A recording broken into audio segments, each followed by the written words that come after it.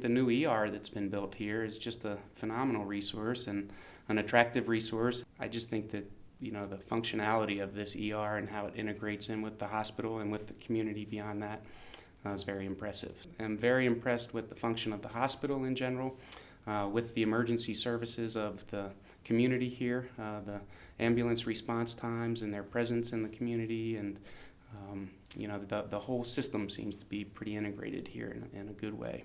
A very critically ill young male in his 20s came in, altered with a possible over-ingestion the night before. He had been dealing with a lot of depression and had a history of some suicidality in the past. He arrived here fully sort of decompensated, should we say. His blood pressure was very low, his heart rate was very high, he had a fever, he was not responsive in any meaningful way. He was vomiting in a projectile way blood.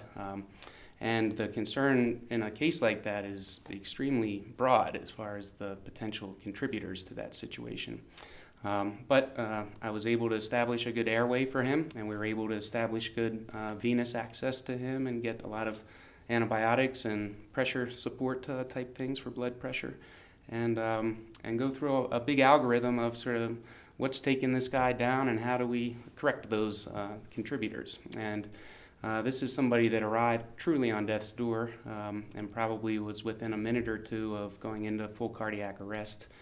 This gentleman had a full recovery and really was a catch from death's door. And those, for emergency medicine, are the cases that we really thrive on. Quite excited about the quality of care that I witnessed throughout the services here at the hospital of Bozeman Deaconess, as well as just the community of Bozeman.